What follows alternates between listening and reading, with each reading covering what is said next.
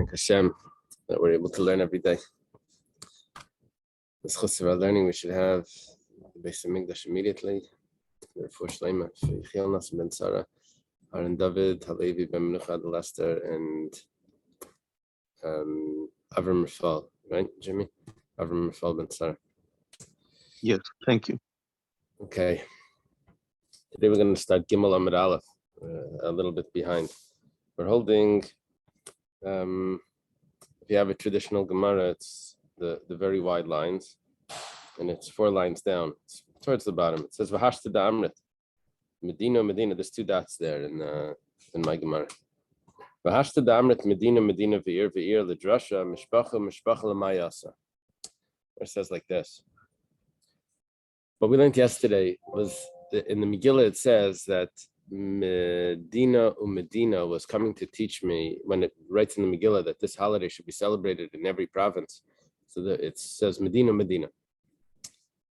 What's the double expression there? Is coming to tell me that it's celebrated separately in a walled city from the days of Yeshua ben Nun to a walled city that was in the days of Achashverosh.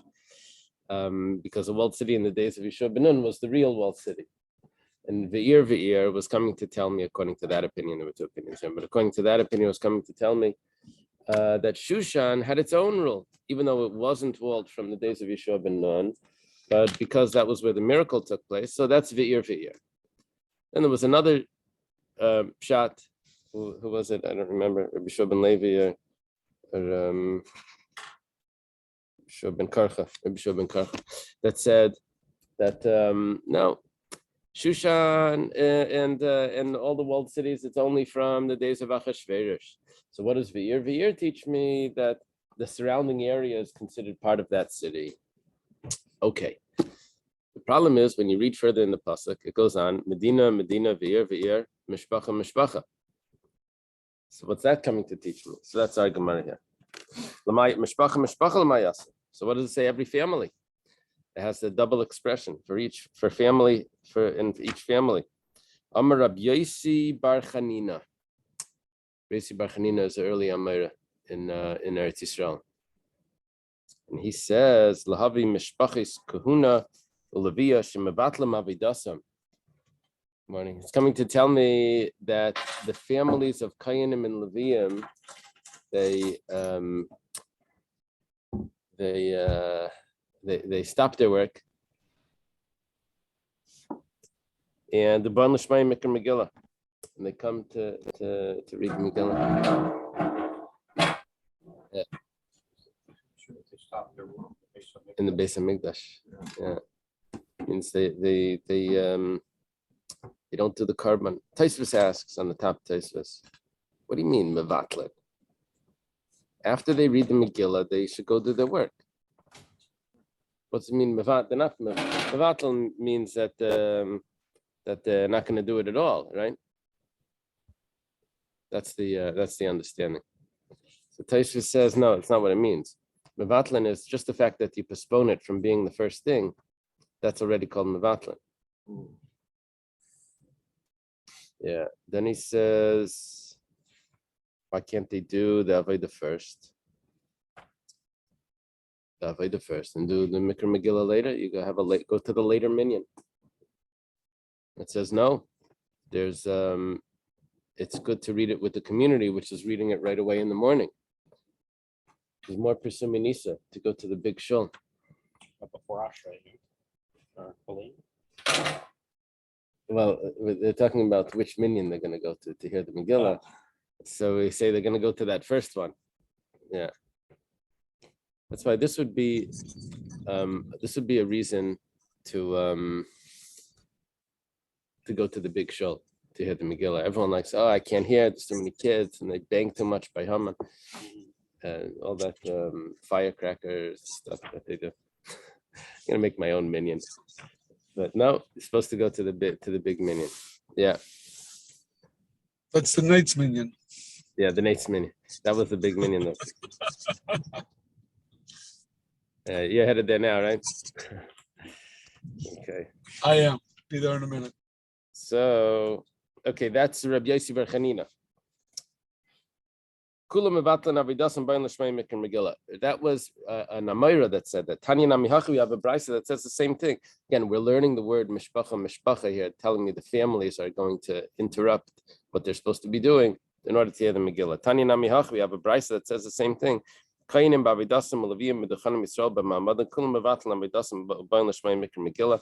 Kayanim, Leviim, and the Yisraelim that did the Maimad, remember we learned about that, they represented the Jewish people.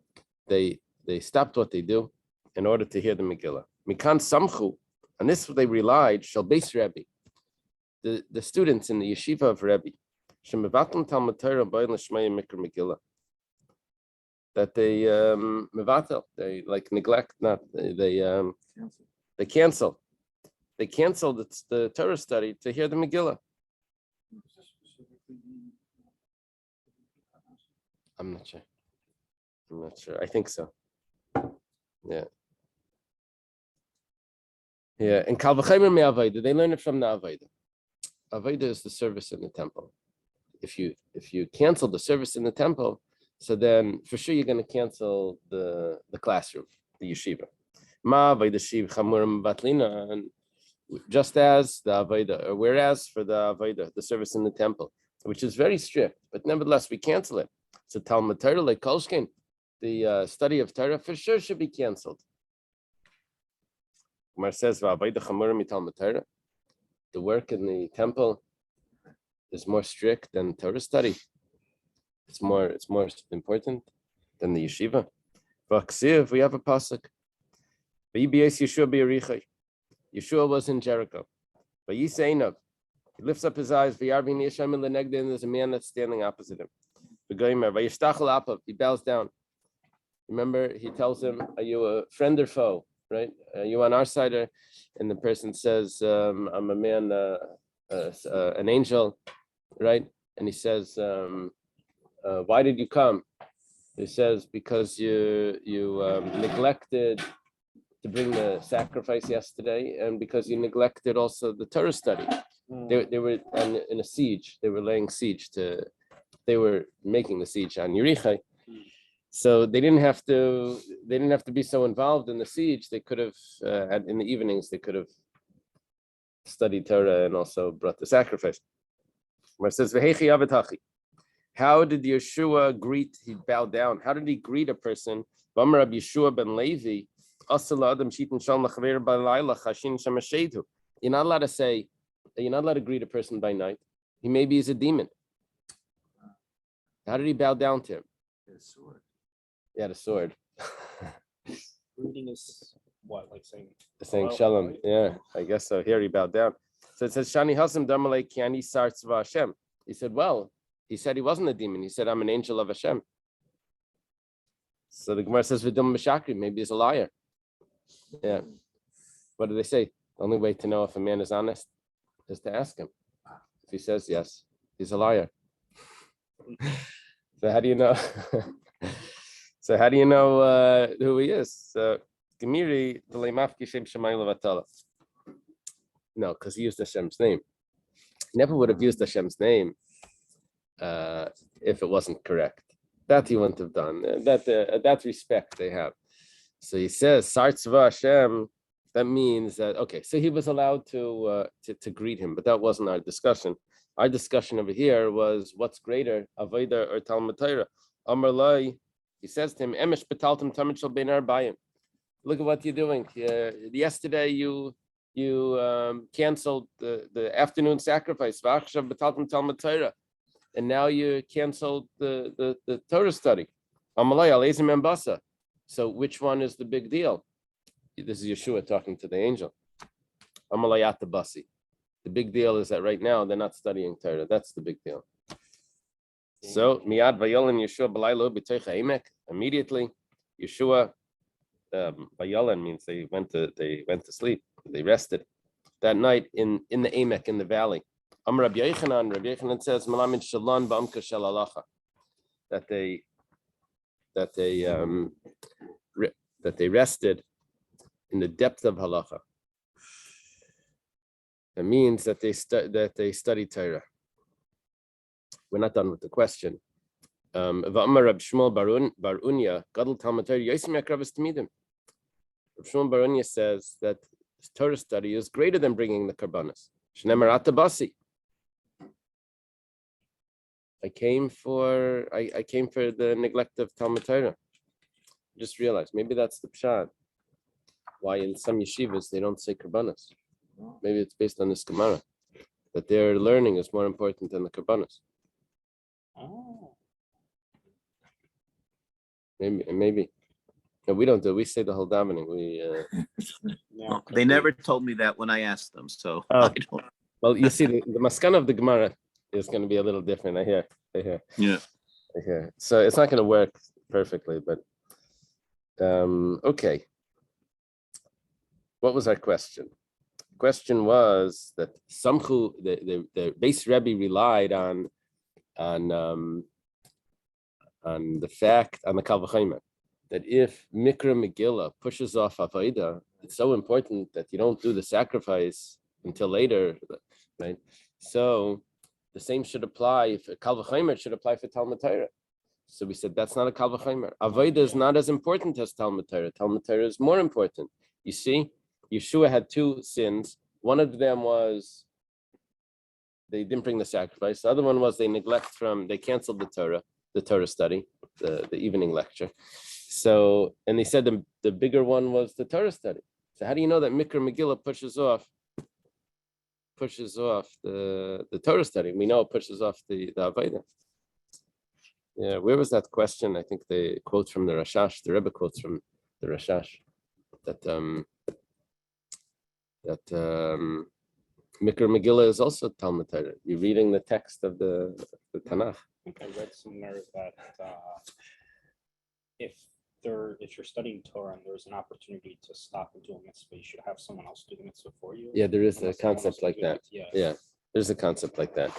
So in a conversation that the Rebbe had with, I forget who it was, maybe the Ger Rebbe, I forget who it was. In the later years, there was a conversation. Anyway, the Rebbe said that the Rashash lived in Vilna. So in Vilna was the Yera Torah. Over there, what was Talmud Torah? Talmud Torah meant Masechta Yevamis, something deep, something. Mikra Megillah is, in other words, there's Bittul Torah Be'echas, in quality. You could have been learning something deeper. That's, wow. yeah. Pashtus is that Mevatel Talmud Torah means that you have to leave what you're doing, and you have to go to a shul, and you have to wait for them to start, and all of the called lag time. Okay, so we're left with a question: what's the support for Rebbe that you Mevatel Talmud Torah for Kriyas and Megillah? Talmud Torah is more important than Avodah. So it's like Kasha. Hadarabim hadiyachid. By Yeshua, that was Talmud Torah derabim. Now, Talmud Torah derabim means the community. It doesn't just mean that there's a lot of people, there's 10 people. It means the entire community. It means everyone. So that is more important than Avodah. But Shal Beis Rebbe, it may have been 10 people, it may have been 100 people, but it wasn't everyone. So that's considered Talmud Torah Yachid. So that is canceled in order to read the Megillah. Umar says that the Yachid Kal, really? For an individual, it's a small thing. You see, Ramesha, now what we just said was that Talmud Torah Yachid, even if it's a big yeshiva, Avodah is more important. Avodah is more important. That's where Rebbe had his Kal V'chomer from. So it's But not going to be. Does that mean bichlal that davening should be limited as a result? I mean, you could play it the backwards way then. So it's not just karbanos; it could be anything. Karbanos is more important than Talmud Torah Yachid. If Right. Avodah, which is so important, nevertheless, Mikra Megillah pushes off. So Kal V'chomer, Talmud Torah Yachid. Yeah. That was the part. Yeah. If you want to follow this through, I forget where it is, in Alter Rebbe and Tanya Perek Chav Gimel or something. There he says that Talmud Chav Gimel Chav Dal. He says that Talmud Torah, even if a person that's not Terasim Nasai, any Talmud Torah is enough to push off tefillah. So then why do we daven if we're in the middle of learning? He says, because we anyways take breaks. So our davening, it comes out that our davening needs to be during our breaks from learning, which means that we have to schedule our breaks from learning to be at the Zmane Tefillah, so that we should be able to daven during our breaks from learning. Yeah. What does this mean for the schools? That you pay for the davening time or not? That's during the breaks. Okay. The Yachid Kal, really individual or not the full community's learning is so lenient that it gets pushed off. Like it's not so important. For Tanan, we have a Mishnah. It says Nashim b'mayed manis. We get a little sidetracked over here because we want to bring the end of this. On Chol HaMayed, the women they would cry and at a eulogy and that, so they would have this sort of eulogy or lamenting. What is the word that they use over there? Is there a word? Lament also. Lament. That's like on Chol HaMoed or something. Yeah, if someone passed away, even on Chol HaMayed, they were allowed to do this. Just women. The women, well, it was the custom for the women to do this sort of like wailing. But they won't bang their hands or bang their chest. Rashi says, well, it's metapches. They would bang on their chest to as part of the crying. You can't go so far. Rabbi Shmuel says no. Those that are very close to the coffin are allowed to, even on Chol HaMayed, they're allowed to bang on their chest. Rashi Chadashim B'Chanukah Purim Ma'anis Metapches.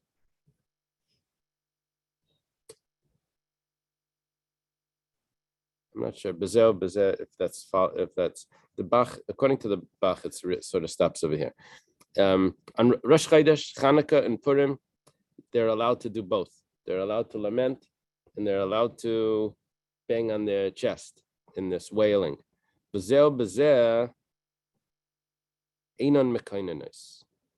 don't do mekainos. I adjusted it according to the Bach.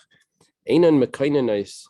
They don't do a kinus. The difference between ma'inus and mekainos is that ma'inus is they all say together this cry, and mekainos is that there's a leader and then the people respond. It's responsive, right? It's like those certain, like a pismine we have in the kinus, where one person says and then we repeat after. Amar Rabba bar Ravuna, we're not done. Amar Rabba bar Ravuna, ein mayed b'fnei Talmud Chacham, kol shkein Chanukah Purim. There's no Chol HaMayed when it comes to a Talmud Chacham. If a Talmud Chacham passed away, you do everything for all the eulogy, all the things of the eulogy, and for sure Chanukah Purim.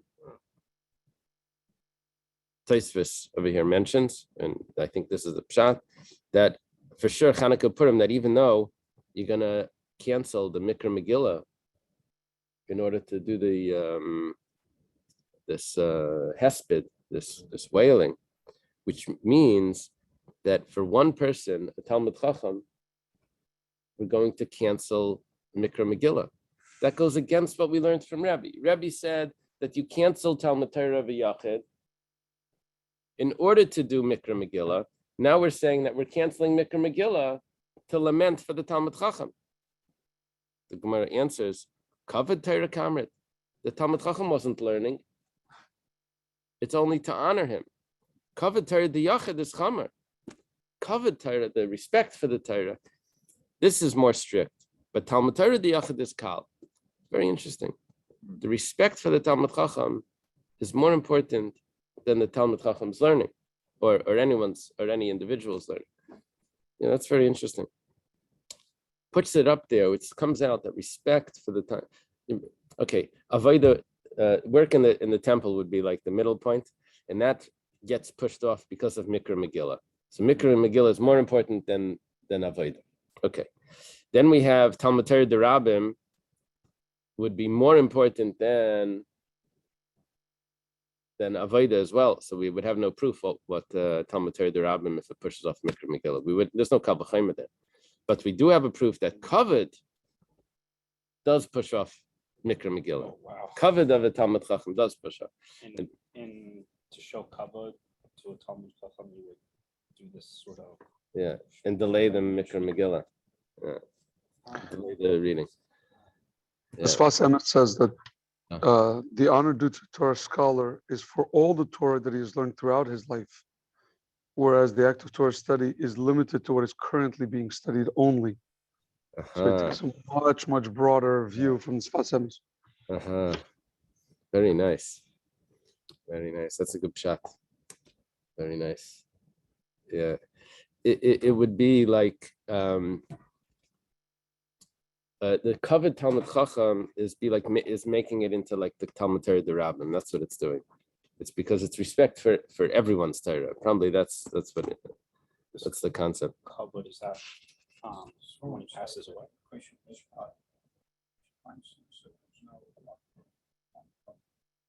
Of nowadays. Oh, okay. Oh, There's no Talmud Chacham today, according to Reb Naftali.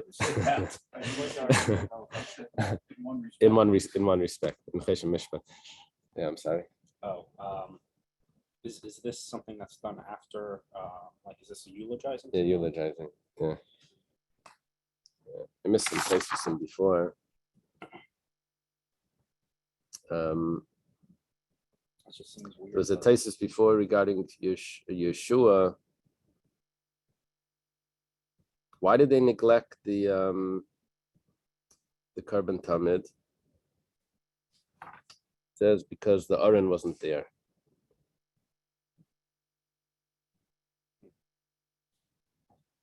Yeah, so they didn't put the Aron back and set it up. Okay. There's another, I guess. They didn't. Why didn't they? No, we're talking about by Yeshua. Why actually didn't they? Notice the people were laying siege to Yericho, but let the Kohanim go and offer a sacrifice. It says no, that would have. It's not just the Kohanim leaving. They would have had to put the Aron and set up something like that. This also mentions that the pasuk that the Gemara quotes, "Vayolin Yeshua b'laylo b'teicha emek," is not a real pasuk. It's a combination of two psukim, but the Gemara does that. It can combine two psukim into just to give us the point.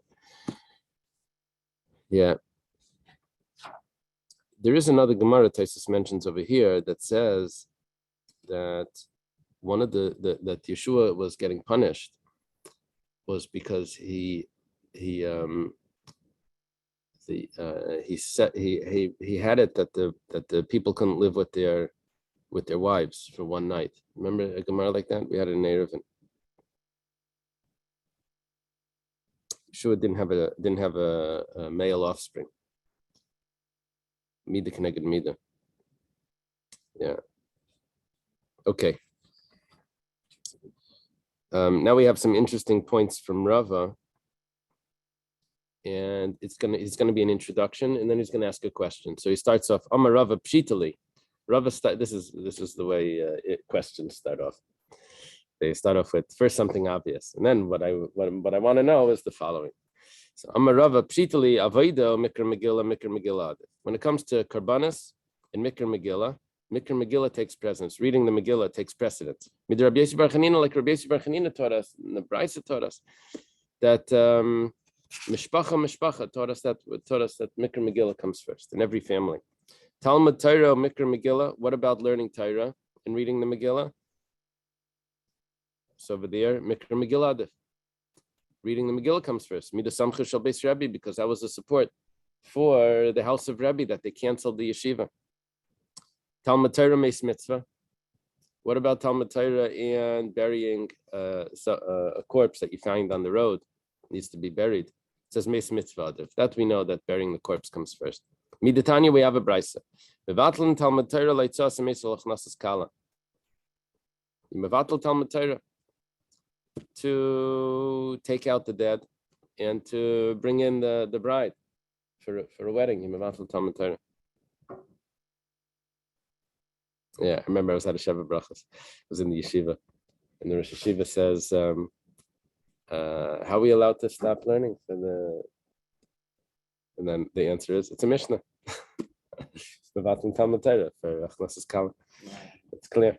That's So the previous example, you're allowed to stop studying Torah to listen to the Megillah because it's just one person. yeah. In this, it's like a minion. It's a whole yeshiva, yeah. So what we meant was individual. We didn't mean that it's an individual as one person. We meant that it's not everyone. Okay. Yeah, but I see here, Jonathan is asking a question. If everyone goes to shul, then that's Talmud Torah Derabah. That's exactly Yeshua.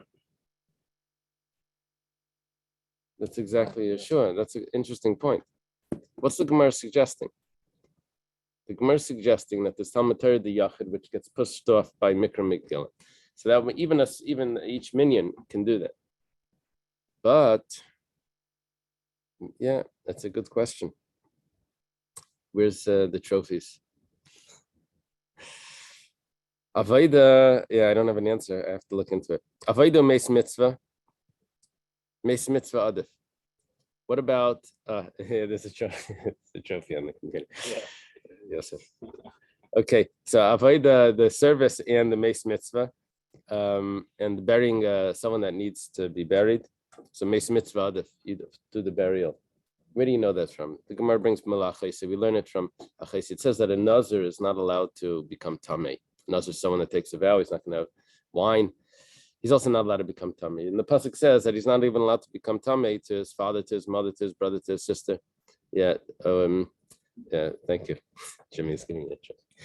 Father, mother, sister, brother, son, daughter, wife. Right. The 7 krivim. So it says each one teaches me another point. Each one of these relatives. It says to the father, you don't become tamei, but you could become tamei to a meis mitzvah. To the mother, you don't become tamei. That means even if the nazir is a kohen, he doesn't become tamei. He doesn't become tamei, but he will become tamei to a meis mitzvah. And then it says liyachiv, even if he's a kohen gadol, and he's a nazir. Apparently, kohenim could become a nazir according to this Gemara. So he's still. He still becomes tamei to a meis mitzvah, not just to a relative, to a brother, but to a meis mitzvah, yes. And then it goes on. It says la'chaisei to a sister. What else are you going to say over here that's going to become tamei to a meis mitzvah? So the Gemara says that even if he's doing the avodah, you stop the avodah to bury the dead. I don't know. The scenario is a little strange. How did he find the corpse while he's doing the avodah? But the Tanya was taught in the Brisa.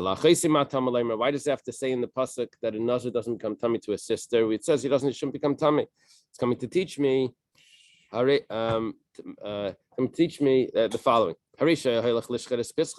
Someone is going to shecht, skarbon pesach, or to do a bris on his son. He hears that someone passed away. Yachal yitame, maybe should become tamei. Amrit lo yitame. Say no, he doesn't become tamei. He has to go do the Korban Pesach.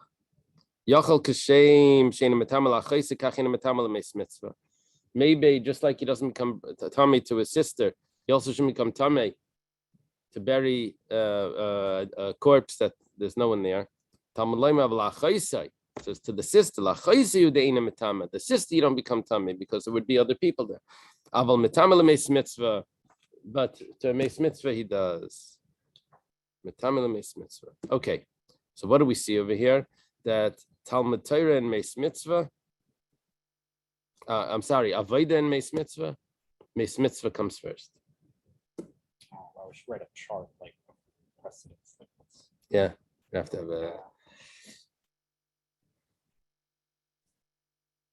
have a chart. Very sophisticated chart when you want to figure out what your priorities are. So you compare everything to each other. You have to make this complicated chart where everything gets compared to the next one, and then it turns out like a diagonal because you've already compared them. And then you count up which one outweighs what, and you figure out. Businesses do this to see like what's important in the company or whatever. Boy, Rava. Now, all this was a lead up. Rava has a question. Mikra Megillah meis mitzvah haymin ayoadif. Remember, Mikra Megillah pushes off Avaida. Avaida pushes off.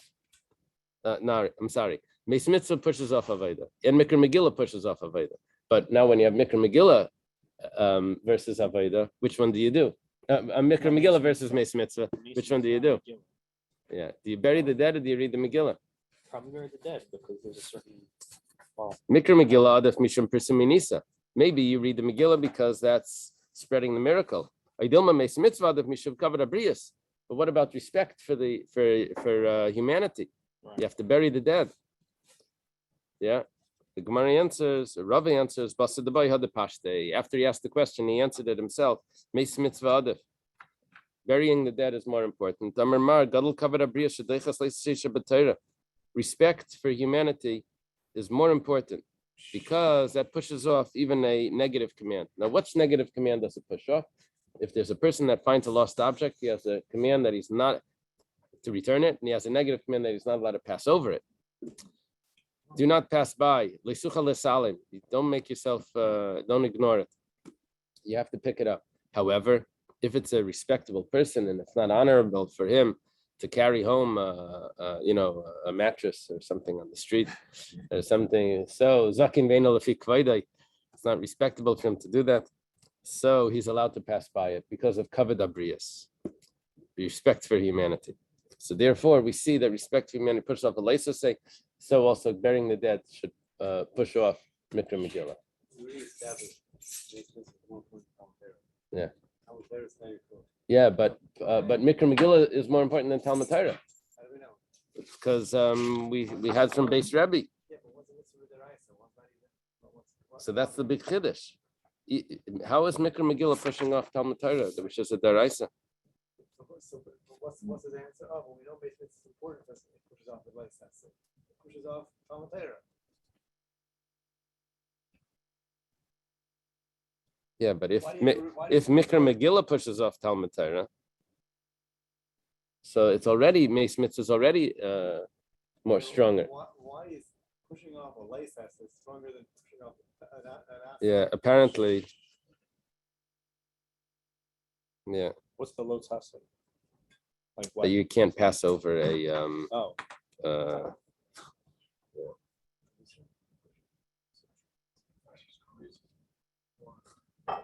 Well, from a practical standpoint, sometimes you don't want to move those lost objects because then the person can't find it. They'll check Right. where it was. right. That's another point. That's Yeah. going into the weeds. Okay. Gufa, we learned before. I'm Rabbi Shua ben Levi. Get into another topic over here. We mentioned in the beginning of the parak, the beginning of the Masechta, that there's walled cities that read the Megillah on the 15th, and then there's the other cities that read on the 14th. And then we also had that there are certain cities, villages, that they could even read earlier because of their travel to the big cities, and they would read it on earlier days. So when we mentioned that the walled cities, we said that Rabbi Shua ben Levi says that anything that's in the surrounding mill, within a mill of that city, is considered the walled city, and also anything that's visible from the city. So Rabbi Shua ben Levi, krach v'chal samach loy v'chal aniri ma'nidin kekrach. Those big cities, it's considered, or the surrounding area that you could see and that's within a mill is considered the big city. Tana was taught in a brisa, samach afal pishen in nira afal pishen in samach. Rabbi Shua ben Levi, although he's an Amira, but he's still quoted in the brisa. You see, the Mishnayos ended before the brises ended, and the brises continue. That's why in the last parak of Pirkei Avos, Shanu Chachamim Balashon Mishnah, it's really a brisa. The sages taught this brisa in the language of the Mishnah, and it got added on, and Rabbi Shua ben Levi is in there. So here, Rabbi Shua ben Levi has a statement, and there's a brisa as well that says that if it's close, even though it's not visible, and visible even if it's not close. We're talking about the cities nearby, the adjacent cities. I understand where it's visible, but it's not close. Talking about that he's on a big, the city is on a mountain. Surrounding area that's visible is a large area, even though it's not so close. But But how would you have it the other way? That it's close, but you can't see it. Gemara says, "I'm Rabbi Yirmiyah, the city's in the valley, can hardly see anything outside. So it would have to be only what's nearby." Rabbi Shua ben Levi. Shua ben Levi says, "Krach sheyashav lebasei fukav." This is a discussion. The pashtus is that it's a discussion regarding. Normally in Israel, when you sell a field, the field comes back to the family at the Jubilee, at the Yovel. However, if you sell a house in a walled city, you have 1 year to buy it back. And if you don't buy it back during that year, it's sold forever. Huchlat. It's determined, it's finished. So what's considered a walled city? So the Gemara says, Krach, the city, Sheyashav, that was settled, and then they decided to put up a wall. Nidin Kikfar, that's considered a small city. It's considered like a village. It's not considered a walled city. My timer, if a person will sell a house in a walled city, you hear it's called a walled city. I'm sorry. No, I have a question in regards to giving up in returning the land after 7 years is because of the aspect of Nachala, right? Yeah, after 50 years. After 50 years in the Jubilee. Right. What takes away the Nachala because of the walled city aspect? Isn't it the same aspect that was an inheritance of the land itself? And this is an exception to that rule. And it's first of all, it has to be a house. That can't be a field. It has to be a house. And it has to be in a walled city. Yeah, this is an exception to the rules where it actually changes hands. I don't think you'll see things in walled cities. Yeah. Is this our third definition of walled city now? Because we had Man Yoshua, not Man Yoshua. Yeah, it's going to come up something like that. So, but wouldn't that violate the rules of the Torah about the tribes and the division of the lands? And that's a deraisa? Yeah. This is in the Torah, though. This is in towards the end of Vayikra, in the end of Sefer Vayikra. Yeah, if I don't remember. Bahar. Yeah, it's an exception to that. Shehukaf, it has to be that it was made in the wall was put up and then the city was settled, because it says Ir Maishav, that the city had its base Maishav of Ir Chaima, of a walled city. That means it needs to be first a walled city.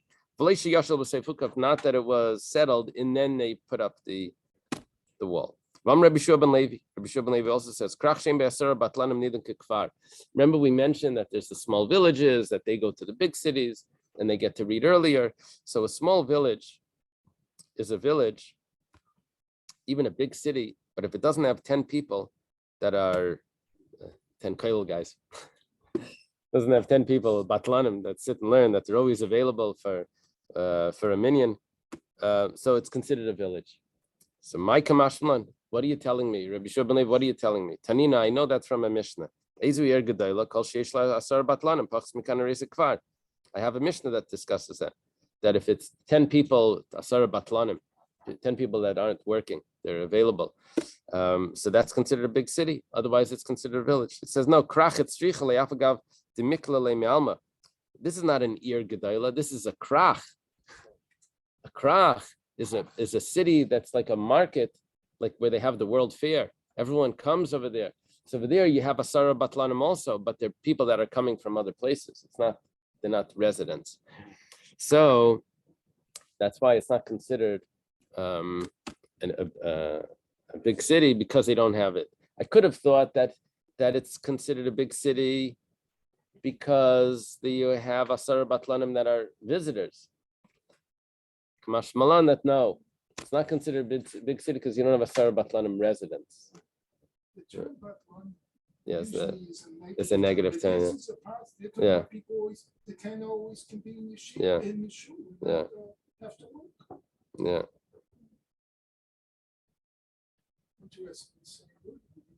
Yeah. Yeah. When it comes to these things, so the word, it throws you off. It says like, you're Jewish. No, okay, I hear, but it depends who's saying it, you know.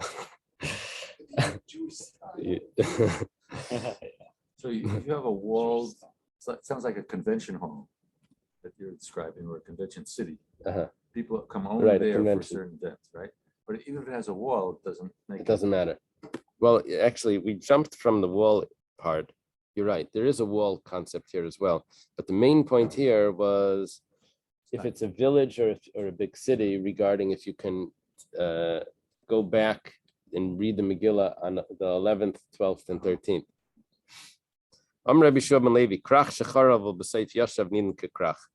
A big city that was destroyed, and then it was resettled.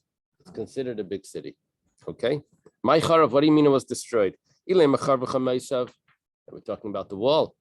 Talking about that they broke the wall. So yashavin, what does it mean settled? That would mean that you rebuilt the wall. La yashav, but if you don't rebuild the wall, then it's not. Vatanya, but we have a brisa. That it has a wall. Asher loy chayma has, I think it's spelled with a vav or with a aleph. There's two spellings there.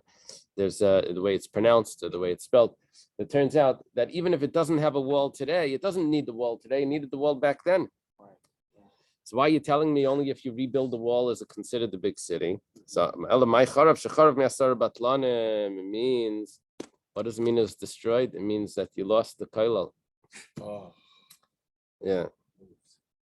V'amar Rabbi Shua ben Levi. It's a lake. It says 10 idols. Idlers. Yeah. Is that someone who does what is our? No, idol, not the different idol. That was a Mendy and the Golem. Ah. The Mendy and the Golem joke, that there's two types of idol worship. Sitting idle and okay. I'm Rabbi Shua ben Levi. Or they say with the kailal, they say when Hashem was giving the Torah, so they went to the different nations. Would you like the Torah? They said, what does it say in it? They came to Lakewood. So we do like the Torah. They said, what does it say in it? It says Sheishis Yom Tavit, you should work 6 days a week. And they say, nah, it's not for us. So they said, no, it's Lashon Nekeva. Sheishis Yom Tavit, she should work. So, okay, we'll take it. Okay. I'm sorry, when you mentioned Homer before, did you say that it's actually been Chasir? Loi. Yeah, I'm not sure. I don't remember which one is written. Is it written with the aleph or a vav? It's written with the vav, and it's pronounced, I think, it's the same pronunciation, basically. So the word Homer? Not chayma, the word loi. Oh, no. Loi, lo, could be him or no, right? Okay. Amar Rabbi Shua ben Levi, Lud, Va'ina, V'gei Charashim, Mukavas Chaim, Meis Yeshua ben Nun Hava. We have 3 cities here. Lud, Ainai, and Gei Charashim. Those are 3 cities. Rabbi Shua ben Levi actually lived in Lud, so this is very relevant. These cities had a wall from the days of Yeshua ben Nun. He lived in Lud. V'hani Yeshua banani, what are you telling me? Yeshua built this. V'al banani. But El Paul built it. Diksiv ubnei El Paul avar umisham v'shamar hu bana es Ainai best Lud ubnei Seah. This is the one that built Lud and Ainai. He built it. It says in Divrei Yamin. The Gemara says Ulotaimeich, according to your question, Asa banani. It was really Asa that built it. Diksiv v'yivan Asa es Ari b'tzeres Hashem liYehuda or Ari mitzura b'Yehuda. Asa built up the walled cities in Yehuda. So you have a question here. Amar Rabbi Lazar, Hani Makavas Chaim Meis Yeshua ben Nun Havi. Really, they had a wall. Charov b'mei Pelegesh Begiva. The wall got broken down in the days of Pelegesh Begiva. Pelegesh Begiva was the concubine which we spoke about before. That because of that, they went to war with Binyamin. And V'asel Paul Banani, and then El Paul built it back up. Hadar in Paul, it fell down. Asa Shaftzino, and he restored it. Asa was a king of Yehuda for many years, 40 years or something. They canami the Ksiva Yemer Yehuda Nivnas Ar Me'ela. He tells to the people of Yehuda, let's build up these cities. You hear what he says? Let's build up these cities. He doesn't say build up these lands. He says build up these cities. You see? Obviously, there were cities before. Okay, so we had a question. 3 cities. Seems like that they were built later. It says no, they were restored later. Okay. Rabbi Shua ben Levi, Nashim Chayavas Mikra Megillah. Rabbi Shua ben Levi says that women have to hear the Megillah. All right. Because they were also part of the miracle. Tosfos over here gives us two pshatim. Well, before we get to that, well, it's a mitzvah to say Shazman Grama, because any holiday is time bound. I mean, Tkir Shofar, Sukkah, all of those women don't have to do. It's only on specific times. Positive mitzvah. Yeah. Positive mitzvah, that's specific time. So, Shofar, they're exempt, yeah. So that's the Gemara asks, what about Shabbos? So the Gemara says, well, Shabbos has two parts to it. Shabbos has the prohibitions, that's negative. You're not allowed to do work. But then it also has Kiddush. So it says, Kol sheyesh Kiddush, you could learn from Zachar. You should remember, it's a positive command. It says anything that has the negative also has the positive. Yeah. What about why do they have to eat matzah? So it says anyone that has the prohibition not to eat chametz has the obligation to eat matzah. So each one of those had to be learned in. But sukkah, lulav esrog, all of that they don't have to do. Yeah.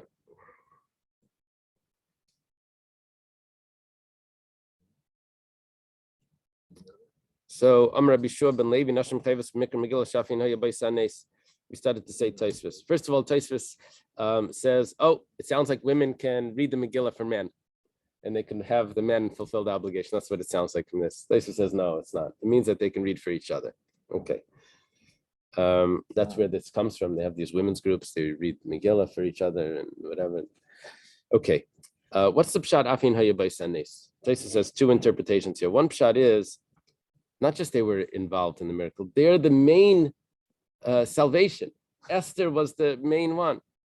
And Hanukkah, it also says, you know why? Because of Yehudis. She cut off the general's head and all of that.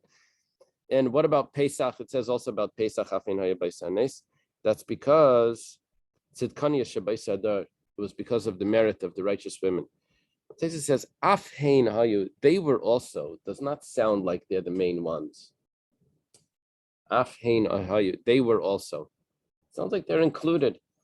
Anyway, Tosfos says what it means is that they were also in the decree to get killed. They were also part of the decree.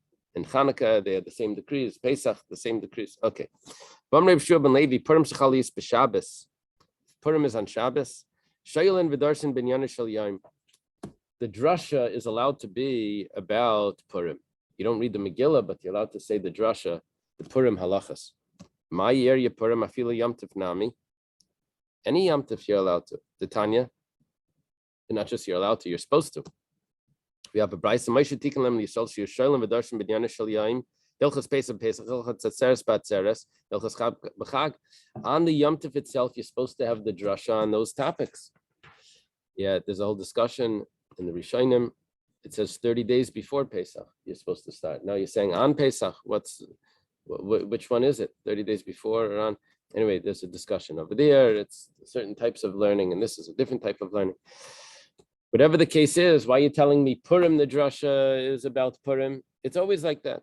The Gemara says Purim, it's strichale. No, there's a chiddush by Purim. So I could have thought, just like you're not allowed to read the Megillah, you're also not allowed to have a drasha on the halachas of Purim. Why? So if the drasha is about Purim, someone may show up with his sefer, this Megillah. Let me read this from the text. So that's a problem. So Kamash Malan, we say that it's not a problem. You don't read the Megillah, but the drasha, the rabbi's drasha, is allowed to be on the halachas of Purim. Rabbi Shua ben Levi. Chayav anam likras Megillah b'layla shneisa b'yom. Shua ben Levi says, a person has to read the Megillah at night. And l'shneisa b'yom. L'shneisa means to learn it by day. Shenemar alikai, my God, ekra yom v'leisana. I called by day. I wasn't answered. B'layla, and at night v'leidemili, and I'm not silent. Savar minei. He said this, they thought what he meant was that they read the Megillah at night and you learn Mishnayos Megillah by day, because it says Lishnaisa, the word Mishnah. It sounds like it means that they learn the Mishnayos by day. Amalahu Rabbi Yirmiyah to explain to them, I was explained, Rabbi Barabba explained this to me, it's not that you read the Mishnayos by day, ever parsha da ve'isnei. Learn this parsha and then repeat it. The word Mishnah means to repeat, not just to learn the Mishnayos. Itmar Nami was also taught. Amar Abchelba Yamar Ula Bira Chayav Adal Mikras Megillah Balayla Shnei Sebiyim. You have to hear the Megillah twice, by night and then repeat it by day. Shem Alamani Zemercha Chavid V'Layidayim Hashem Alakai Leila Meideka. Says Yizamercha Chavid, sing honor by day, and we won't be silent by night. Yeah, this is in Arimimcha Lekai. This is in Lamanis Merchabed. This is in Kapitel Lamed. See, the pasuk before was in Chaf Beis, which was Keli Lama Zaftani. That was Ayelas Shachar. That was Esther. Lama Nimshel Esther Ayelas Shachar. Now we're quoting from chapter 30, which we say every morning.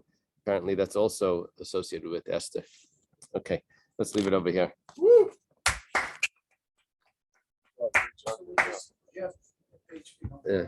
Thank you, Rabbi.